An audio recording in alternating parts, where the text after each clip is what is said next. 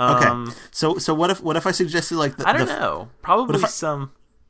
Oh, I think probably we just like got some lag. Oh, lag. did we? All right.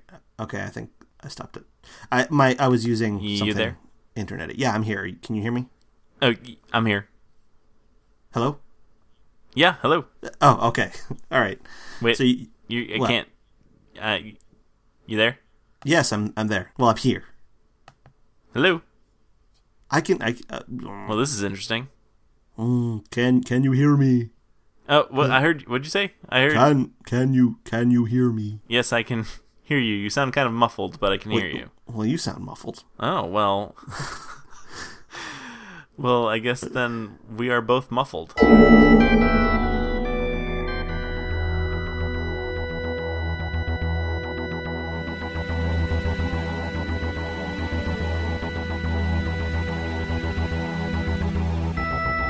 I'm Tom Dickinson, And I'm Louis Midas, and this is the Cloister Room. a podcast about Doctor Who and other things.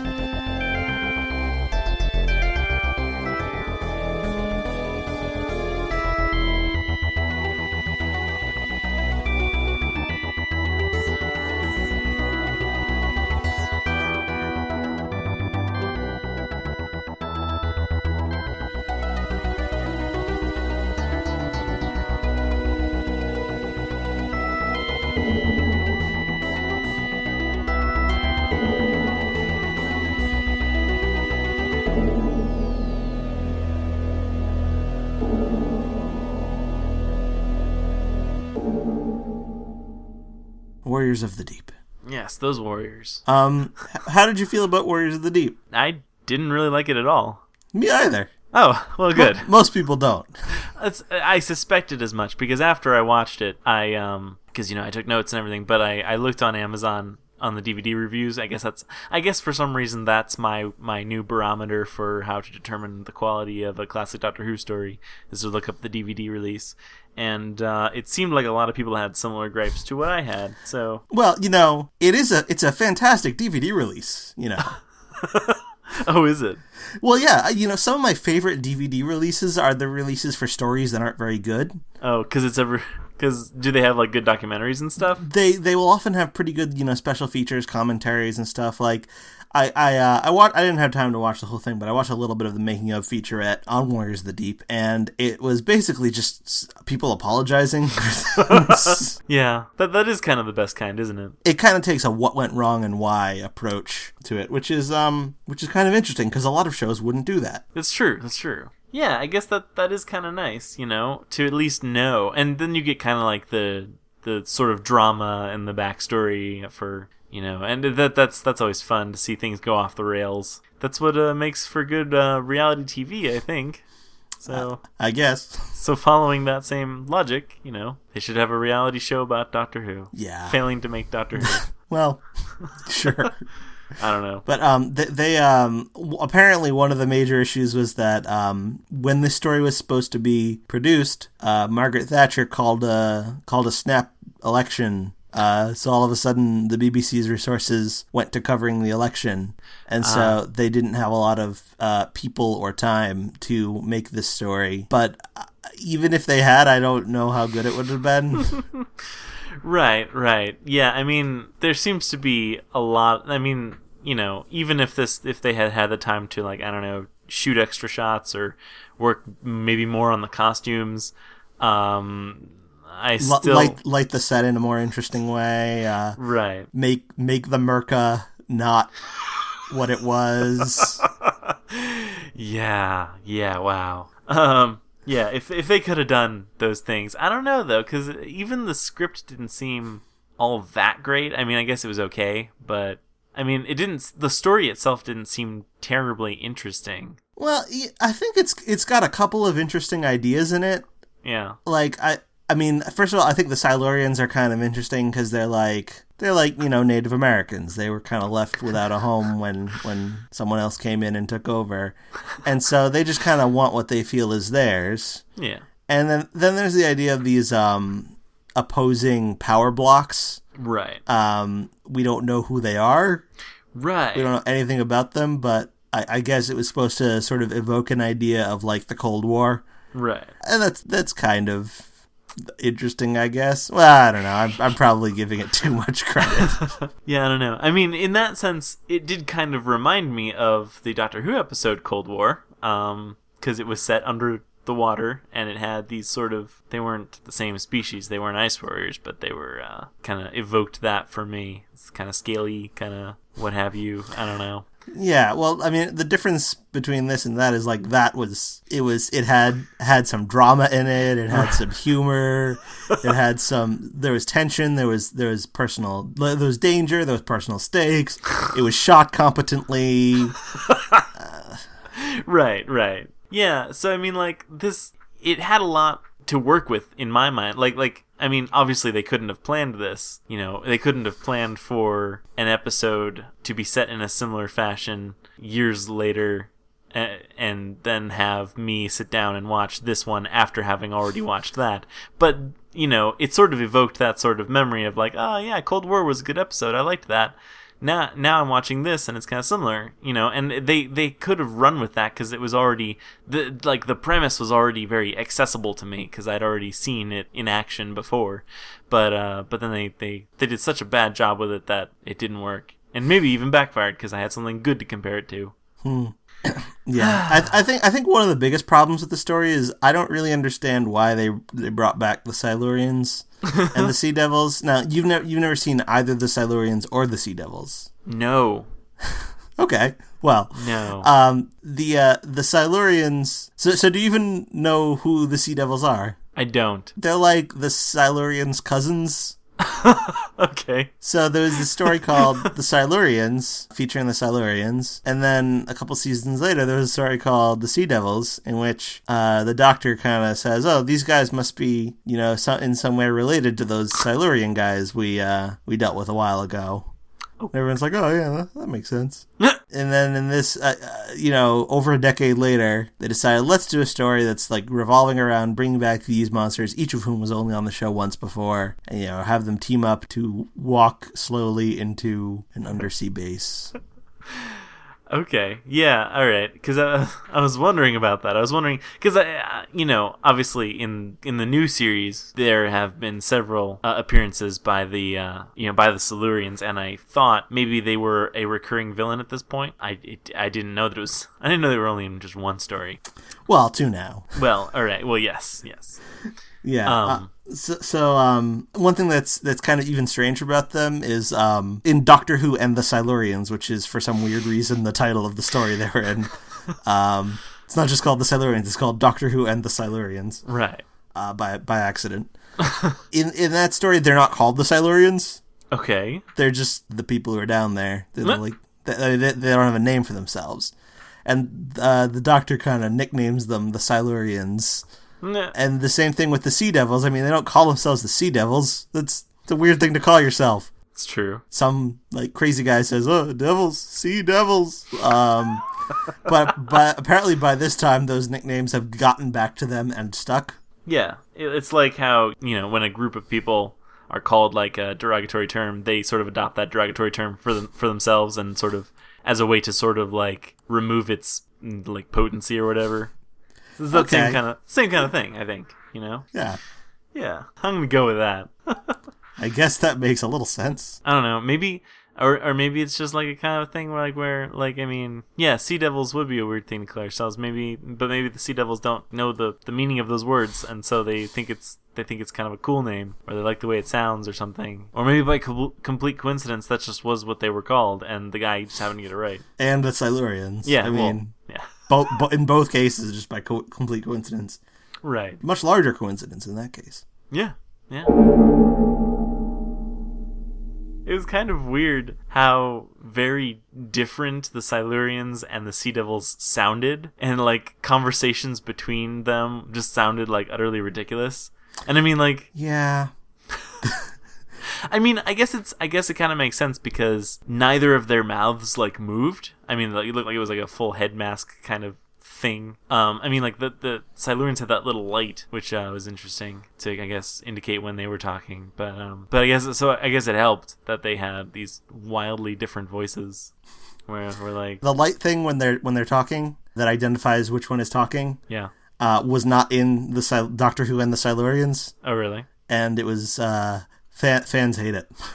Like the fanboys who are like purists, they hate it. Like, Well, that's not what that's for. That's not what that thing on their forehead is supposed to do. Wait, they had a thing on their forehead that just didn't light up? Yeah, well, it didn't light up to identify what they were talking. I don't remember. Was it like a third eye or something? I guess something like that. This might have been one of the 28 continuity errors in this story, identified by Ian Levine. Wow. Because by this point, Ian Levine had been brought on specifically to identify, continuity errors in the story between it and previous Doctor Who, and basically what he says in the featurette on the DVD is that in the original script as submitted to him, he identified 28 different continuity errors, some of which repeated throughout the episodes. So that would be more than 28 in total, but 28 different continuity errors, some of which were fixed and some of which were not. So that may well have been one of them. So, wait, but how do you have continuity errors like that in a script? I mean, like... I don't know. It might have been specified in the script. Oh, okay. That, like, the Silurian's head is lighting up now as he is speaking. Yep. I guess that's possible. Well, because the thing is, it does work that way with Daleks. Well, yeah, that's true. That's so true. maybe I guess it makes some amount of sense, and it is convenient. It is. They also seemed a lot more evil in this episode than... Well, that is to say, I haven't seen the Silurians before, but, like, I don't know, I guess I'm used to them in the new series where they're kind of not... They're not evil, necessarily, they're just kind of angry about their whole situation. Well, yeah, they're militaristic and they're aggressive. And in Doctor Who and the Silurians, basically, the Silurians were arguing amongst themselves about how they were going to handle the situation, and sort of the Doctor had to deal with some that were hostile and some that were less hostile, which is rather similar to the Series 5 story involving the Silurians, how that ended up. Right. In many ways, The Hungry Earth is a kind of like a remake of that same story. Almost. It's not like a straight remake, but it has a lot of similar plot elements to that. So they were kind of like that in the original story, whereas in this case, I mean, they do seem more evil, but they're not just like brainlessly menacing this base because it's there. They have like a goal they're trying to achieve. They're trying to provoke a war. Right. Yeah, and that also reminded me of Cold War. But yeah, they definitely had like a plan. It was certainly not a nice plan, but they had a plan. Right. So they weren't just like evil for evil's sake. They were trying to get something done. Right. They're not monsters. They're people. Right. They're just trying to be productive. They're trying to check off items on their to-do list. Like the guy from Warrior's Gate. I'm finally getting something done. Exactly. They would get along with him, even though he's a primitive ape-like being. Yeah. This is a lot about this story that I just thought was kind of bizarre. I think there's just so much about it that's just terribly done. Yeah. I think it includes what I think is I don't know if it's the worst, but it's definitely the weirdest cliffhanger in Doctor Who history as far as I know. The cliffhanger at the end of part 1, where the Doctor falls into a pool of water. And Tegan goes, "Doctor!" And like he hasn't even been submerged for like 5 seconds. And Turlough says, "Face it, Tegan, there's nothing we can do. He's drowned." And then the music and the end credits roll. Well, yeah, I kind of really... I think I really hate Turlough. Like, I think I've just decided... I like Turlough a lot, actually. No, I think I hate him. I mean, that makes no sense. I kind of had this theory that on his planet, people drown more easily. So, like, they drown, like, within like, 2 seconds of being submerged. So he just kind of assumed everyone was that way. Yeah, like, maybe they have this... Yeah, it could be that they were, evolutionarily evolved to, I don't know, when their head is submerged in water, like, open their mouth and take a deep breath. But unfortunately, this theory doesn't hold because in a later episode, he dives into the water to save someone from drowning. Oh, that's true. Well, no, this is in Planet of Fire. I don't know if you've ever seen that. But, no, I haven't. in Planet of Fire, he dives into the water to save Perry from drowning. So that kind of disproves my theory, unfortunately, which means it just can't make any sense. Either that, or he is a mutant who maybe he got a genetic mutation where like you have like brown eyes or blue eyes, drown instantly, don't drown instantly. Yeah, he just assumed that because of the way the doctor looked, he was susceptible to drowning.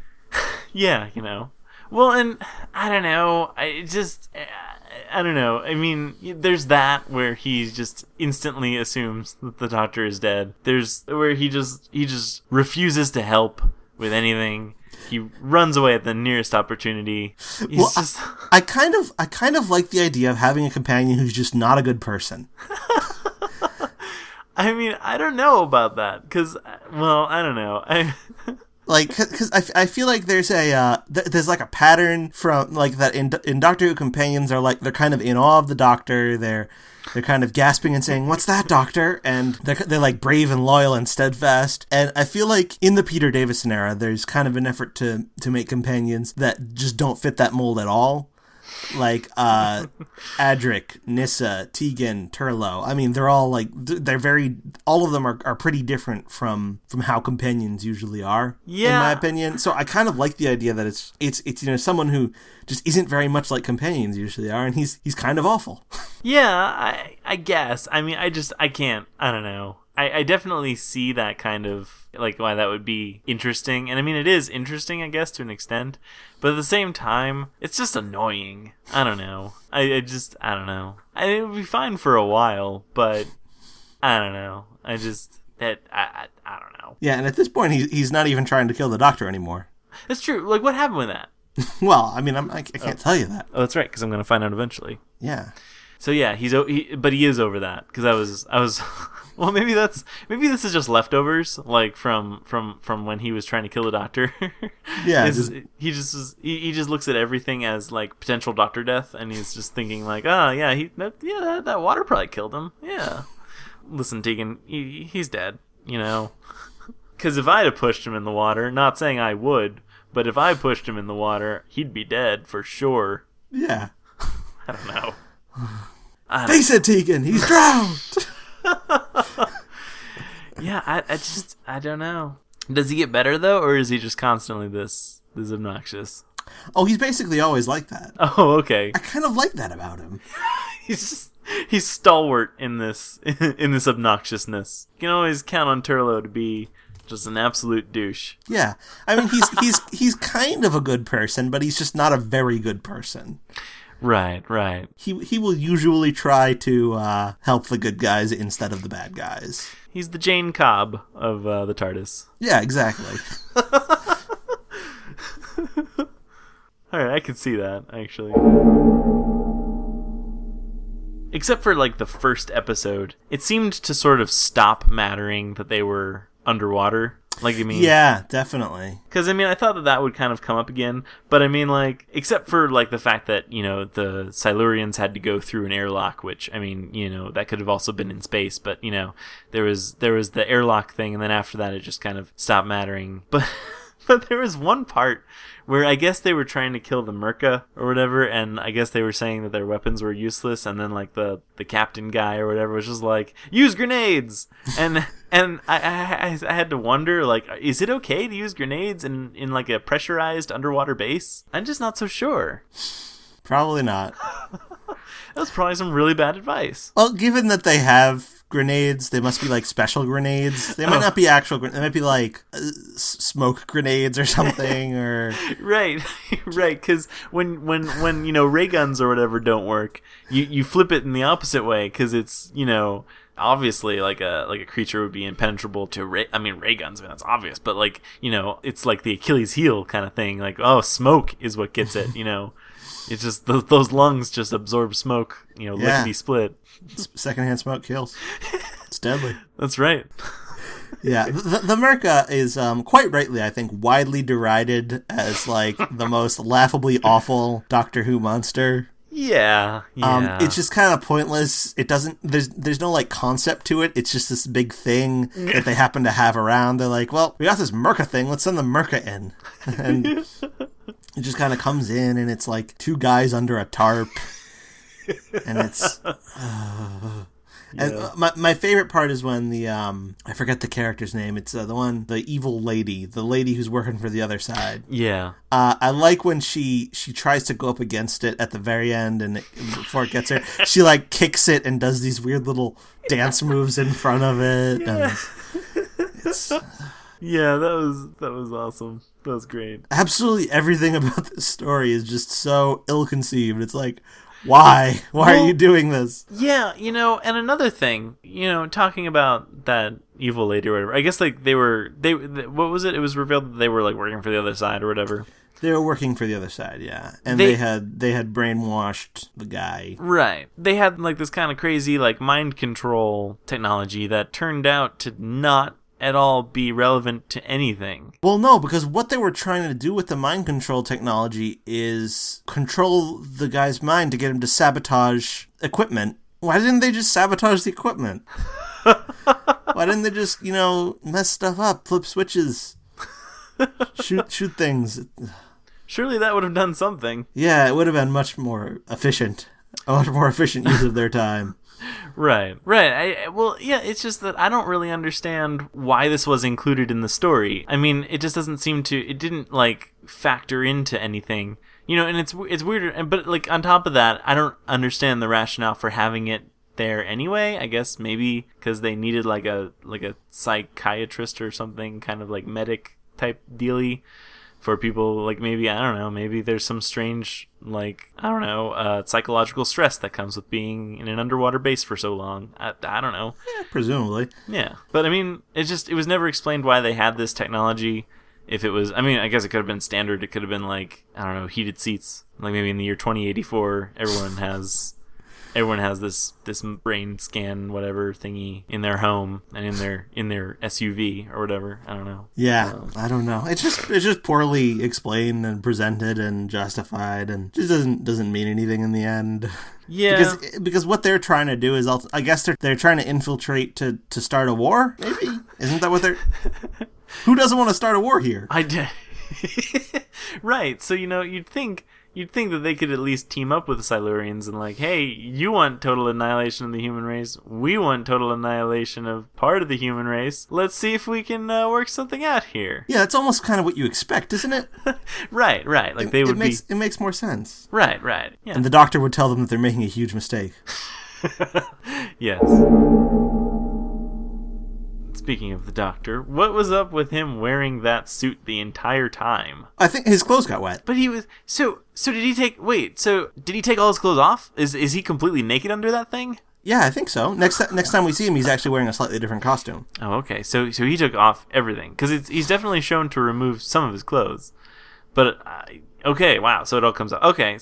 In that case, yes. I'm glad he kept that on. It was still a little strange though.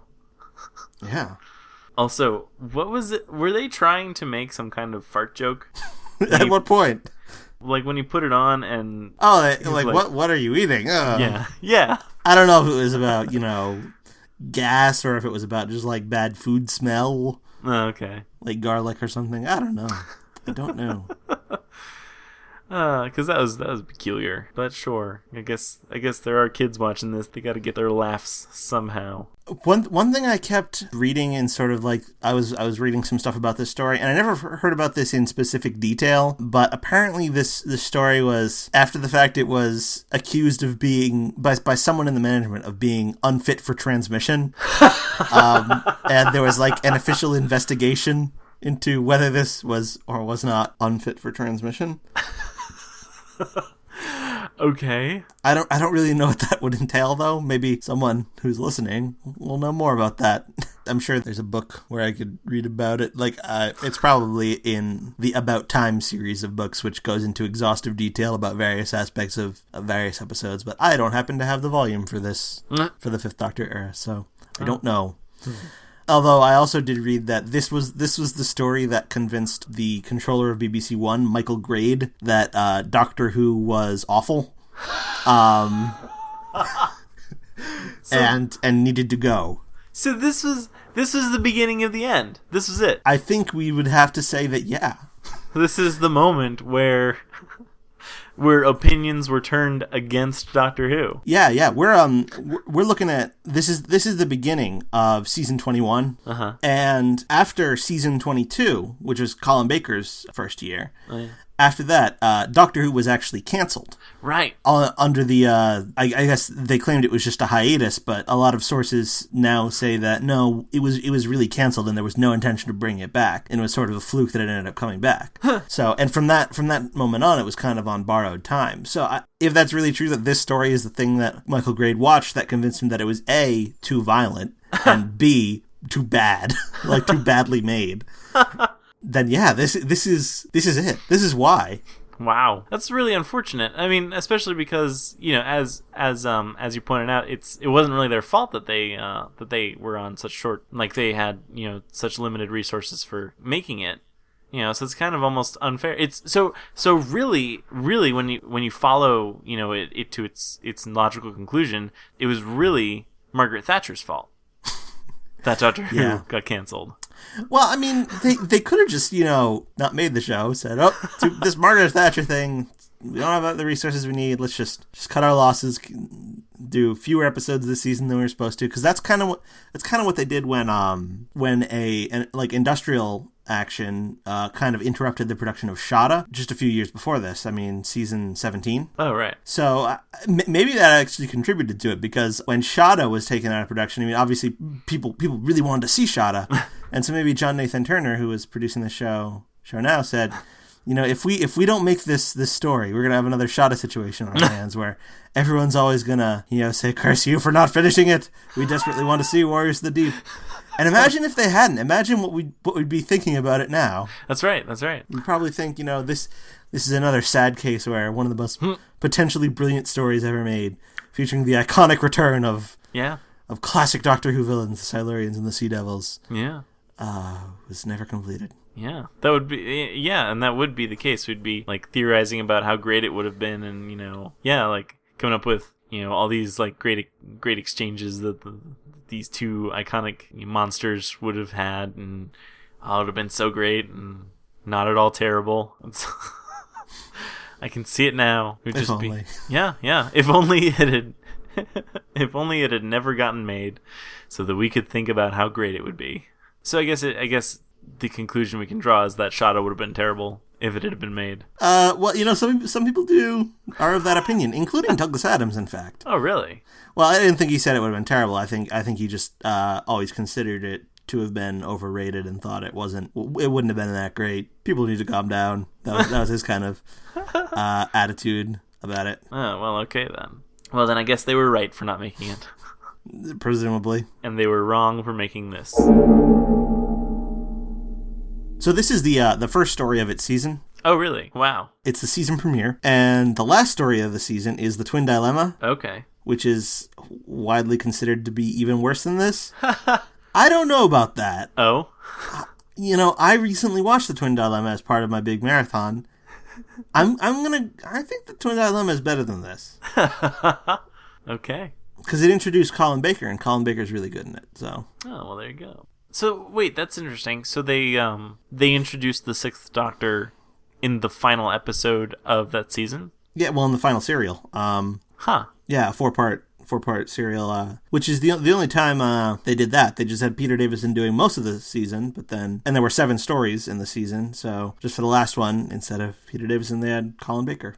Huh. That's really weird. Yeah, I think that was kind of motivated by the concern that you had raised in the past, that it was just like, the new Doctor shows up and that's it. So I guess the idea was to give more of an introduction to the new Doctor now, as opposed to waiting. Oh, I see. People didn't like the Twin Dilemma though, so. Right. So I got what I wanted, but then it got the show canceled. Yeah, basically, you got the show canceled. It's your fault, Lewis. That's right.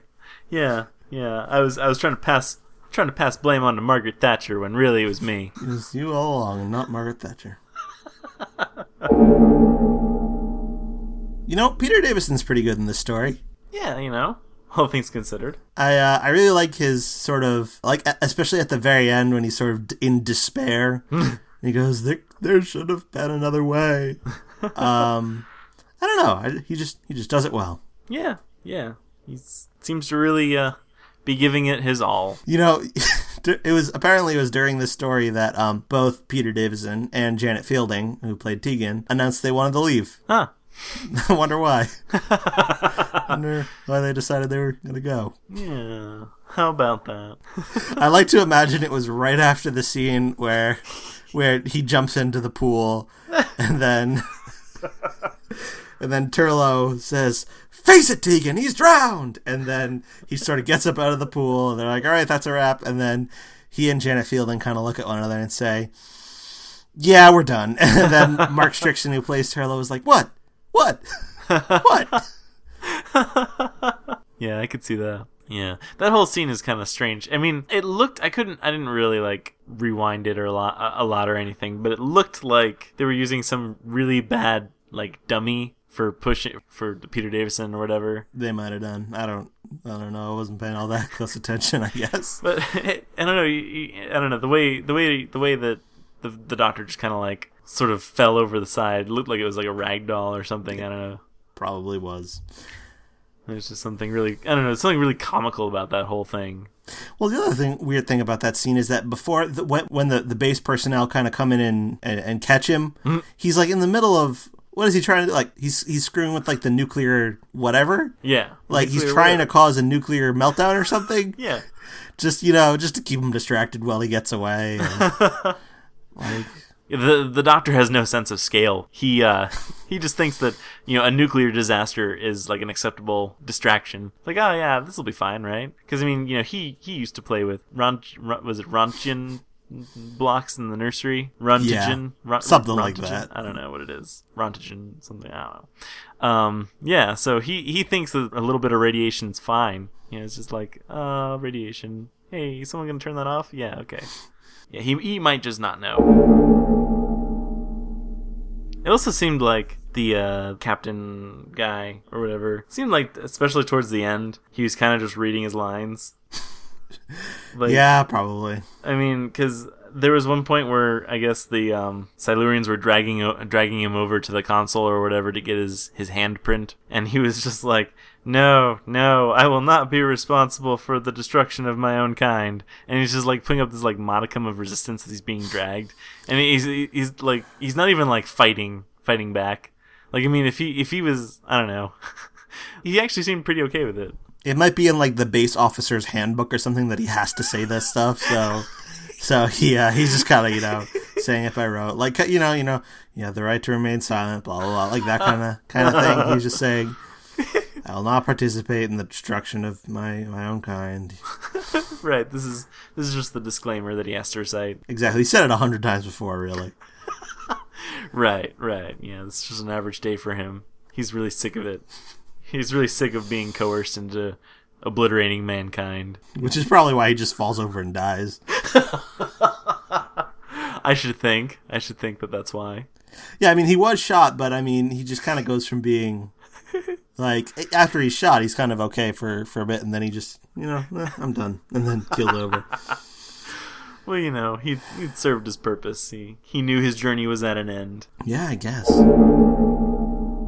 I was a little annoyed that we got this story so soon after Time in the Ronnie. The reputedly bad ones, just one after the other. You wanted them to be spaced a little bit more further apart. So our hatred could have time to, I don't know. Yeah, next is going to be the twin dilemma. I just know it. Well, how many notoriously bad episodes of Doctor Who are there? Have I asked this already? I would kind of have to go through the list and evaluate them individually. Okay. There are some that people just think aren't all that interesting. That's one thing, I guess. I don't know. Well, actually, one of them I strongly disagree with, which is the Underwater Menace. Okay. So that apparently that like got near the bottom of the Mighty 200 ranking. Oh, really? But yeah. Well, yeah. I don't know. Anyhow, I think that's all there is to say about Warriors of the Deep. Yeah, I don't really have anything else. Then let us say no more. Do you want to select the next random story to watch after Warriors of the Deep? Sure. Okay, let me open up my random selector. All right, now hold on. I keep adding things to this, But I actually have one more suggestion for something that we might want to add. Okay. Scream of the Shalka. Oh! Do you know what that is, right? I've heard of that. I'm not entirely sure I remember what it is. Back in the early 2000s, there was a plan to do a sort of animated web series. Oh, right. This would be the official canonical continuation of Doctor Who with the Ninth Doctor. Oh, yeah. And then just before it was due to be released, they announced that the show was coming back. And so it was kind of uncanonicized, I guess. But it features Richard E. Grant as the Doctor and Derek Jacobi as the Master. Yeah. Huh. Yeah, no, sure. I'd say go for it. I've never actually seen the whole thing. Oh, well, there you go. Is it available on, like, DVD or... You can find it online, and the DVD is soon to be released. Oh, okay. I don't know when exactly. I could probably find out when exactly, but no, that's yeah, I say go for it. I mean, I think I have yet to turn down any of your offers to add something to our randomizer, but no, I think this should definitely be part of it. What do you think you would turn down? How far would I have to go? Pretty far. I don't know. It would probably have to be like some school play that someone put on based on Doctor Who, like a third grade recital or something. What about like the 90s fan-made things where like they have the rights to the Autons, but they don't have the rights to anything else? They just make Auton the movie, or like because there are those. And I've never seen any of them, and I don't know if any of them are any good. You know, I don't know. I feel like I'd almost be willing to give one of those a try. Just one, though. And then there's, I think it's called The Stranger, which features Doctor Who actors, like actors who played the Doctor and actors who played those Doctor's companions, doing Doctor Who stories, but instead of being called, like, the Doctor, he's called The Stranger, and then the companion has a different name. That... These things actually exist? Oh, these things exist. That might be too far. Okay. Now that I'm thinking of it. Okay. Anyhow, so I added Scream of the Shalka to the list. Okay. Which you have approved. I'm not going to add anything else for now. Okay. And I will sort by a random sort number to uncover what will be the next randomly selected thing that we watch, and it will be Vincent and the Doctor. Ah, all right. I forgot.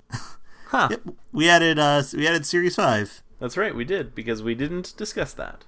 Except for Amy's choice. That's right. That's cool. Okay. That is one of... I don't know if it's my favorite episode, but it's one of my favorite episodes from Series 5. I remember it quite well. Yeah. Not just that I remember it, like, I'm good at remembering it. I remember it being good. Yes. Yeah. Me as well. Oh, I am good at remembering it. Okay, I feel fine with that choice. Yeah, that's a good one. I have to say, I am kind of surprised with how much New Who is turning up. Well, it's roughly a third of the list, I think. Not a third, like maybe a quarter. It's some high fraction. I guess that makes sense. I guess because classic Doctor Who is divided up into stories, and there are fewer stories per season than there are episodes per season in the new series. Yeah. I guess I shouldn't. I'm wrong to be surprised. Are you disappointed? You know, I kind of am. I'm disappointed in myself. No, I mean, are you disappointed in the fact that we're getting so many new Who stories? That's what I meant. No, not really. I mean, because, you know, it's all Doctor Who, and I like talking about all of it. But yeah, no, I think it's fun to talk about New Who. Yeah, sure. As we've already found out. As we have. But yeah, no, I wouldn't say I'm disappointed, because it's all Doctor Who, and it's all worth talking about. Yep.